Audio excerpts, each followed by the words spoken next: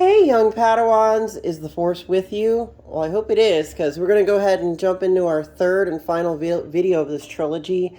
I know, right? What are the chances? But it turned into a trilogy, so I'm going to throw out some cool 90s sort of Star Wars memorabilia and just kind of review some of this stuff for you. And then we'll jump into those dark side cards and check out all the different characters and cool things that came along with that. So, without further ado, let's go ahead and check out something that this is a more recent purchase, but it's R2D2 by maybe a company called Spherio, I think they're called. They made, I think, a BB-8 and a couple other ones, I want to say. But you control him with an app on your phone. So this is something that obviously from, like 3, 4 years ago. But still, he's kind of cool. I mean, he drives around on his own, and his little dome spins around and things. I thought it was kind of neat. I kind of wish his little parts would pop out, or you'd like make do some other cool things. But nonetheless, it is a cool figure. He's rechargeable. You plug him in, and the app allows him to do little things. But aside from that, eventually, it's kind of a gimmick thing, and you probably wouldn't want to leave him around if you have any pets because they just knock him over. But that was one of the cooler things I've gotten in the last like 4 years, Star Wars related. So now let's jump back in time. Let's go ahead and get in our DeLorean because the doc says we need to go back to the past this time. So we're going to check out some Power of the Force figures that I got as a teenager growing up. Just I would get off of school and then have a little bit of extra money, and I would go to the store. And then later, when I was 16 and 17, I got a job, working at a grocery store, just bagging groceries, and eventually got to be a cashier, and I would check out customers and things. And so when I was 16, 17, 18, I was still buying this nerdy stuff, and because I liked it, I was a big fan, and it was something I enjoyed. So here we have Jedi Knight Luke. One of the things I liked about Jedi Knight Luke was he had this really cool black cape, and he was still a good guy, but he wore this really cool outfit. And if you don't already haven't figured it out, I'm basically a goth chick. So I wear a lot of black, and I have capes and things like this, and it's really a cool outfit for his character, and it kind of shows like how far he went in his studies with the Force and learning how to use it and everything. So it kind of was a symbol of him becoming that Jedi Knight that he kept working on toward becoming. So it's a really cool figure. Next we got is Princess Leia. I always love Princess Leia. She's amazing. Of course, she comes with her laser pistol and blow up people or whatever. So really a good card. Good figure, excuse me. We got Darth Vader. Obviously, it requires no introduction. I think we know who Darth Vader is and what he was about. And of course, we got Yoda. Cute little, sweet little Yoda. Now, of course, in The Mandalorian, we have a little miniature Yoda. Little Grogu. Uh-oh. Hopefully you've all seen The Mandalorian now, so hopefully I don't drop any spoilers, but hey, whatever. It's a great, great show if you haven't seen it. Of course, Lando Calrissian, Han Solo's frenemy. We got a figure for him. I also found another Shadows figure just digging through my closet. I've got tons of these things, guys. I got bins and bins full of them, but these are some of the ones I pulled out. But Shadows of the Empire, this is Leia, but she's in the disguise that she wore when she originally infiltrated Jabba's palace, basically, and then eventually she got caught, and then, she was chained up and put in her metal bikini and all that stuff. But that's Leia. We also have Obi-Wan Kenobi, original Obi-Wan from, I believe, like the old movies, if I remember correctly, the A New Hope, when Luke first met him out in the desert. We also have, let's see. I do have, oh, here it is. Let's see. I actually got two Landos, I guess. I grabbed two of them, but we don't really need to see them twice. So, I did bring some loose ones I had on a shelf that, I've got a bunch of these, but I just picked a few out. This one was, I think, Obi-Wan's Force Ghost. I kid you not, it's his ghost. They made figures of everything, guys. It's like, however a company can make a buck on something, So we have a Jedi, of course. I don't know what happened to some of their lightsabers. I think I probably had these on shelves for years, or, at least go back a ways. So, and of course, I had to do it. I had to get them. Admiral Akbar. It's a trap. Anyway, it's funny, guys. I remember the memes from back in the day. You don't understand all the memes that are attached to this guy. So those are some of the basic figures that I found. Now I'm going to wipe these off the table here real quick, and we're going to go ahead and look at the Mara Jade figure. Now this one is still in its box, and I really want to keep it completely unscathed because this thing has gone up quite a bit of money in the last like 10 years. So here we have, again, this is a character from the extended universe, so probably not going to see her very often unless she somehow gets integrated with the new, like a lot of the new Galaxy stuff. So there's her. She's still in the box, obviously. No, she's not armless. There's an arm down there, and she holds her purple lightsaber. So you can see here, there's her with her purple lightsaber. People, I don't care. You know what? Mara Jade, Samuel L. Jackson, he did not do it first. It was definitely Mara Jade from the 90s. I kid you not, guys. Well, there's another image of Mara, if you've never seen her. And there's more of like what the figure looks like when it's all put together. I just don't like touching this thing because it's just worth so much money as it is. I think this company, Kotobukiya, it makes a lot of these like really fancy figures and things. And I did spend a little bit for it at the time. I think it was like 80 or 90 bucks, but now it's, if I go on eBay, this thing's easily triple or more of that just because it's not many people have it. And of course, again, it's a character that Disney for a while didn't want to acknowledge existed. So it's kind of, they wanted to throw out a lot of the extended universe stuff and create their own version and universe for Star Wars. So she is canon for anybody that grew up with this and read these kind of books. I mean, you know, it's pretty obvious that you can kind of see on here the different characters. And let me see, is there one with Mara? I think I've got one of these that does have her on it on the book cover somewhere. But you can kind of see again. But that was from that time period. All right, so now we're gonna go ahead and clear her out, and I'm going to go ahead and get the folder for the dark side cards so you guys can check them out. Okay, so here we go. We're gonna kind of slow roll these, and then kind of go from there. There's a little bit of glare, guys. I do apologize. The lighting in this room is kind of hard to keep away some of the glare. So I will pull some more cooler cards. I do believe this is Grand Moff Tarkin. His text is in Japanese. Now, with these cards, you know, I believe the foil Japanese ones carry a lot of value because of their rarity. And what's odd is in Magic, a Japanese card, it tends to be worth less than its English counterpart. But in this game, apparently a lot of times the opposite was true. So if you had a Japanese foil version of a character, that particular card had for some reason a little extra value attached to it because it was just harder to get because the print run for Japanese cards was much, much lower. And I do believe, I want to say this is like, I don't think it's a holy grail, but I think it's up there in terms of rarity. We got a foil Japanese Vader. So you got Grand Moff Tarkin, and of course you got Vader in Japanese, which is, these two cards alone are probably, I should probably put them in a sleeve and maybe put them in one of those hard cases. So I'm going to go ahead and sleeve that up.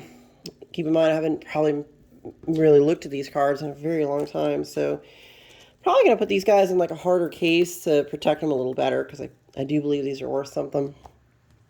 Here's a real interesting one. Let's take a look at this. This is, if you flip it over, it's Han Solo in carbonite. So if you read what it says on the card, Jabba's prize. So you can read the flavor text. Han Solo was frozen in carbonate to test the process Vader planned to use on Luke. When Boba Fett delivered Han to Jabba, the vile gangster called him his, quote, favorite decoration. Now you can see what it does. Deploys only at the start. Deploys only at the start of game if carbon chamber testing is on table. To security tower. Frozen and imprisoned instead. So basically, you probably played this as one of those objectives, but your idea was to go ahead and get Han Solo and put him in the carbonite. So if you completed what was on here, and of course the objective itself, you would actually, probably move yourself toward winning the game with something like that. But just look at the flavor of the card itself. They were so creative when they made this that they put the Han Solo in carbonite. I mean, it's like, it's so creative. They could have just left it the regular back, but I mean, that's just, you gotta give for flavor. That's amazing. And then let's go ahead and take a look at Darth Maul here. This will be a foil Darth Maul. And Darth Maul was always a very powerful Sith Lord. So he always had a power 7 and ability 6. So he could easily attach a lightsaber to him. In fact, there was a card called Darth Maul's lightsaber. Double-bladed, too. It was a double-bladed lightsaber. We got various different generals and things, moths and whatnot. So let's take a look at this guy. That was, looks like Moff Jerjerrod. I didn't know that guy was a Moth, honestly. I thought he was some kind of general in the Imperial Army, but apparently he was a Moth. This guy was a sort of like a ace TIE fighter pilot, Baron Sunter Fell. He's a Corellian Baron, leader of famed 181st Imperial Fighter Wing. I'm sure that the 501st guys that are, in that that cosplay group for Star Wars, there's got to be at least a couple, cosplayers that play this guy. I'm sure that dress up as this guy. And of course, it gives you some information here that he was taught at the Imperial Academy on, that word is Preface Belt 4. I think I'm saying that right. Preface Belt 4. He also instructed Big Starklighter. How about that, huh? Interesting stuff. And again, these cards, they always had so much information about different characters in the background story of the movies and the lore and the galaxy of Star Wars. Let's take a look at this guy. We've got another, I think this is a bounty hunter droid. Yep, bounty hunter. There he is. 4 LOM with Coruscant rifle. So he came with a weapon, which, again, any character that came with a weapon is always really kind of a cool thing to have. And what else we got here? Of course, we have our legendary Boba Fett. It's amazing how much fan base really occurred around this character, even before the Mandalorian movies came out, or shows, excuse me, TV shows. He always had a fan base, although he had such a tiny amount of screen time. Everybody always wanted to make stories about Boba Fett and different, I imagine his character was an inspiration for a lot of different tropes and themes over years in movies that involved space bounty hunters and stuff like that. So even things like Cowboy Bebop, if you think about it, right now on Netflix there's a really good Cowboy Bebop live action. It's pretty close to the authenticity of the original anime. So things like that, Boba Fett, and Han Solo, and all these things are inspiration for a lot of science fiction that came later in many ways. Let's see what else we got here. We got this guy. Take a look at him. Again, these names they're aliens, I assume. So his name is Jasper. He's a Sakiat, a race often employed as assassins. He is a bounty hunter, incredible infrared peripheral vision, has excellent oral and olfactory senses, often tracks by scent. Kind of cool. I didn't know anything about this guy. I've never even played the card in the game, but still, the more you know, right? It looks like we have, again, these are more, I want to say this guy has something to do with Coruscant. I think he was one of the, yeah, okay. Yeah, he was, remember if you watched episode 1, I believe he was one of the people with the blockade, if I remember correctly. Imperial Council member, senior political advisor to Emperor Palpatine. Actually, never mind. This guy is further back in time than, no.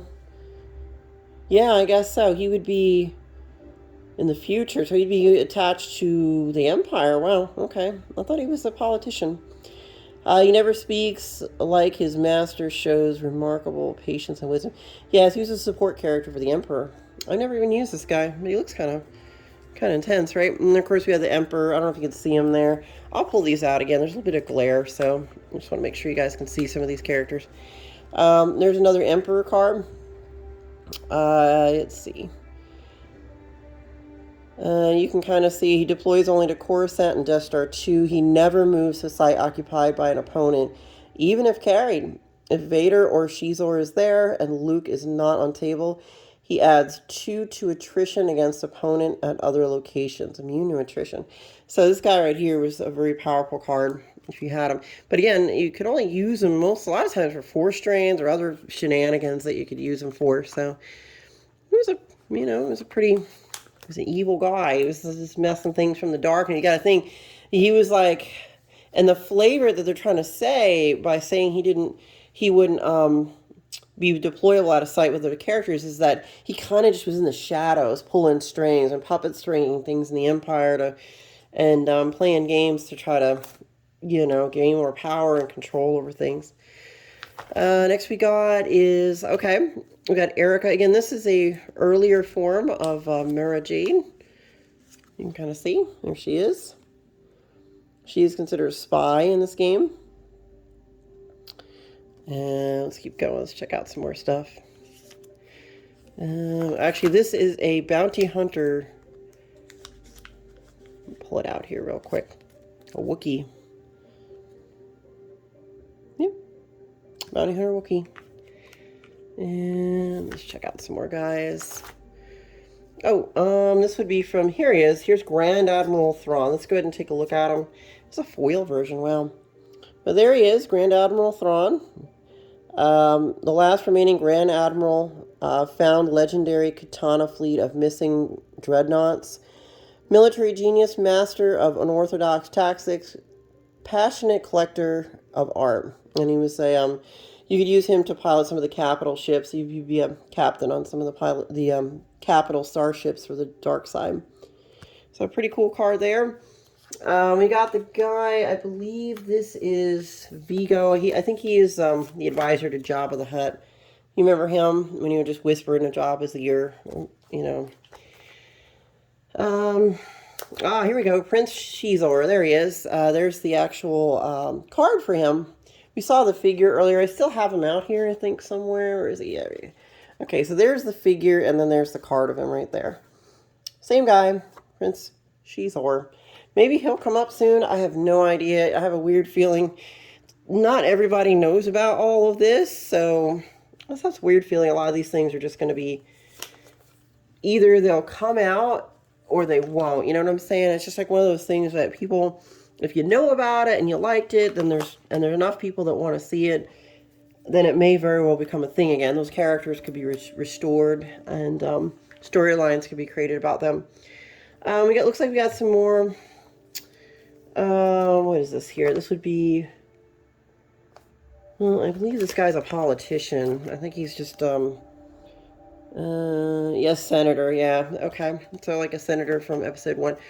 Again, this game pretty much, the last set or movies that it was attached to was episode 1, unfortunately. Would have been nice if this had been continued considerably beyond that, I just got random stormtrooper guys. Of course, we have now these are getting into more droids and things, which the Empire obviously had access to a lot of droids. You can see here's the probe droid, the thing that in Hoth that they would blow it up and find it out in the woods. I think didn't Han shoot that thing and blow it up, if I remember correctly? And Luke, when he was with Luke out there. This is another protocol droid similar to C-3PO, another same series or model, just obviously he wasn't programmed with the light side characters, so he was an evil one.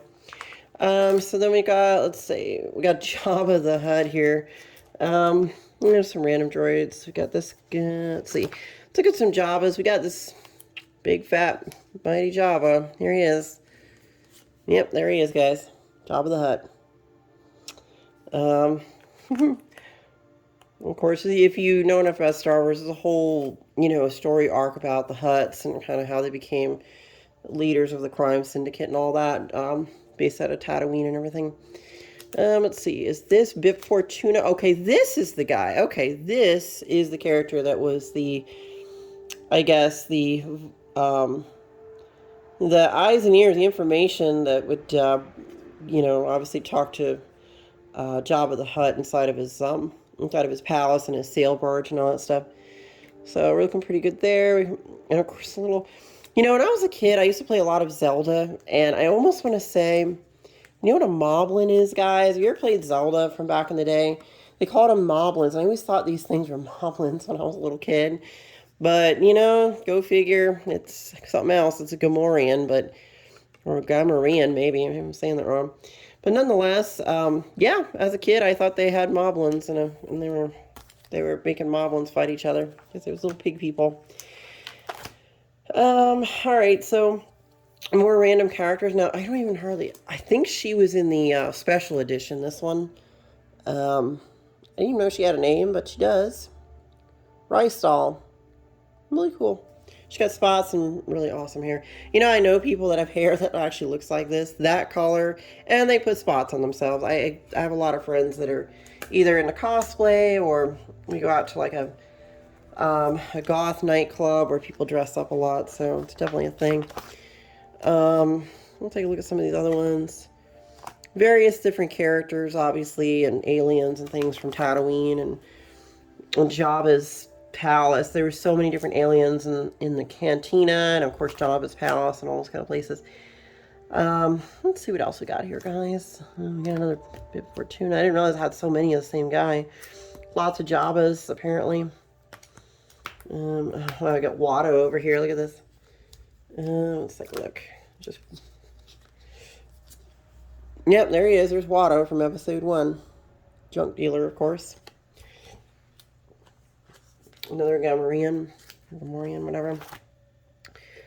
Okay, more just random guys. I don't think a lot of these were that great of cards. I mean, I think it was really difficult to make a good deck with these guys. Most decks, if they were going to do something, they would either win through force strains, battles like with ships, or you could also battles with Jedis and things, and lightsaber duels and whatnot. Looks like we've got a named Twilight. I don't even remember her. I feel bad because maybe this was from special edition.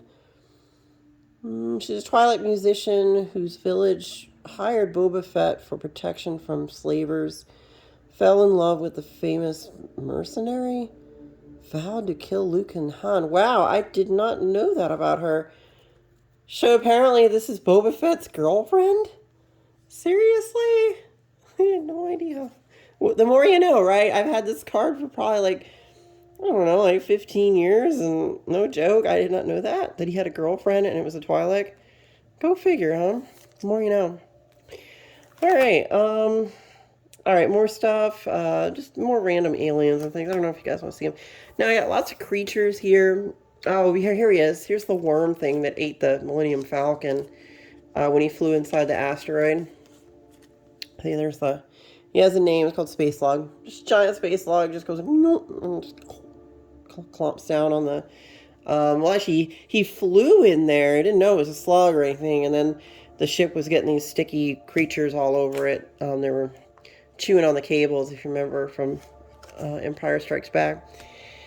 Other random things in here. Nothing too crazy. Just weird creatures and whatnots from the game, from the lore. There's this thing. This was, remember, in the garbage disposal thingy. In the, yeah, the thing was called a Dianoga. This is the thing that tried to eat, drag Luke under inside the garbage compactor in the first movie.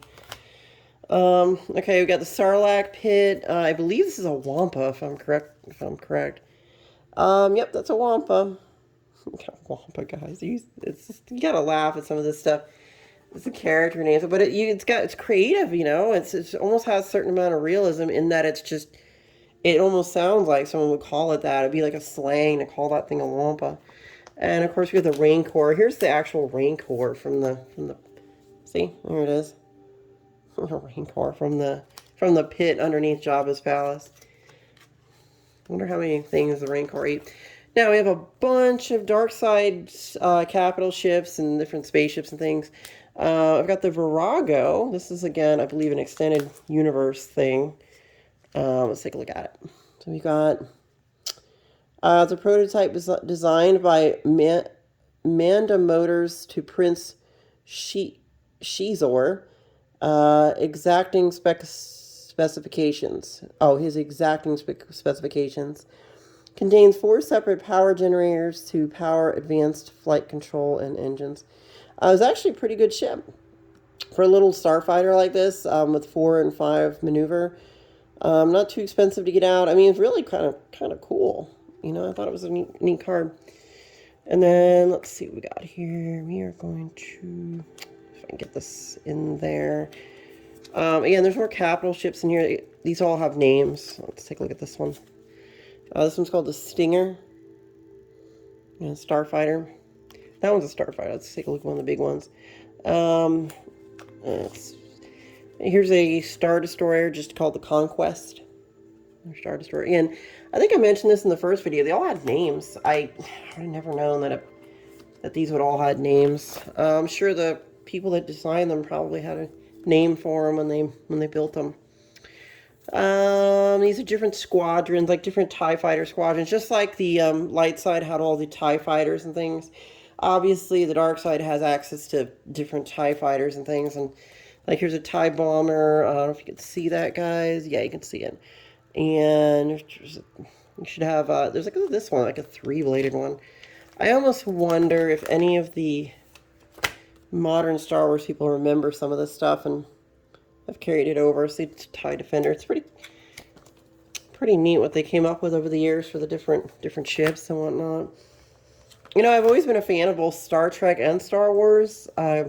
Star Trek always had my heart for all like the sciencey stuff of it and like the weird situations they would get into and just learning about all the, you know, outer space things like black holes and spatial anomalies and warp drives and stuff. That was always cool. But Star Wars was like that gritty future that almost seems more plausible in that there's going to be smugglers, it's going to be people, just truckers moving stuff around the galaxy, or, you know, moving just goods from one place to another. There's going to be empires, there would be, you know, rebellions, and different planets have their own agendas and whatnot. And it's no different than what we have here in our regular world, just translated into a whole galaxy. I always thought that was an interesting thing. Again, more capital ships, more different named Star Destroyers. Let's take a look at this foil one and see what it is. That would be the Vengeance. It was a powerful one, really a Power 8 ship, really strong. Power 8 is really high for just one of these. I mean, the Executor, I think, is like a 12, but still, that's pretty good on just one of those. We got Boba Fett and his Slave 1. Let's see, another IG-88 and his ship. Now, these are all Imperial walkers. So these were all different named walkers, apparently. Well, they had 1, 2, 3, whatever. They had different ones. But let's take a look here. Oh, here we go. And then this was a AT-AT, or an AT-ST, excuse me. The chicken walker guy. AT-ST is a little go, you know, pew, pew, pew, pew, pew, pew. Yeah. Guys, I don't know if this makes me sound like a real big dork, but you know what? I'm going to own it because this stuff's fun. You know, it's really fun, and it gave me a lot of enjoyment. And I think this gives a lot of people enjoyment, you know, growing up as a kid and being able to, you know, play with these little figures and things. Or, you know, I had dolls and other things too. I was exposed to a lot of different toys and things from my friends and everything else.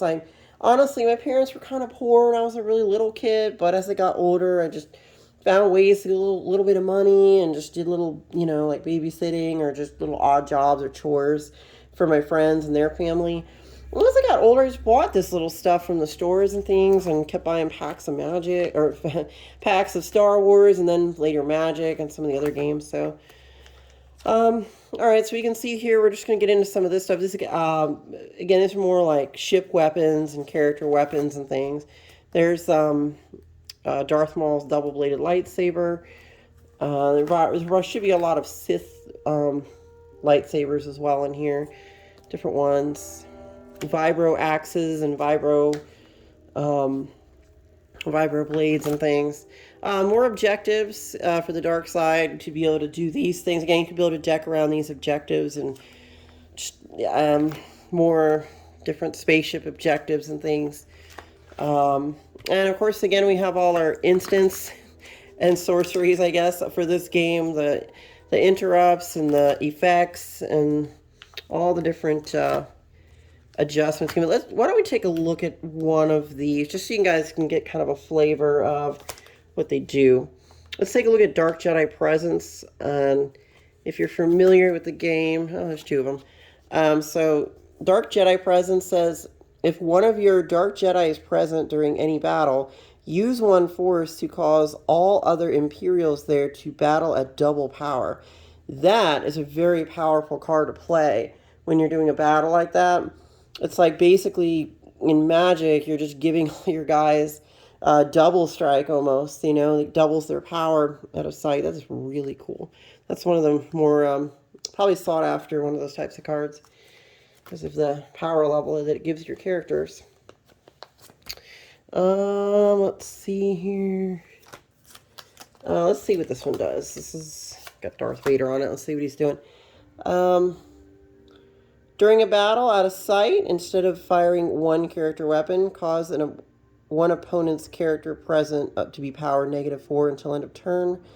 During a battle out of sight, before battle destiny is drawn, use 3 force to cancel 1 battle destiny. Again, this is related to the battling you would do, just like in Magic where you attack and creatures block and stuff. They actually kind of have a melee in this game, and there's things like attrition where you'd have to lose guys from a site, or, you know, remove cards from your force pile to, you know, if you lost the battle, or, you know, actually both characters would lose something from the site, but some cards allow other characters to lose less, and or give yourself a lot of advantages during an actual battle.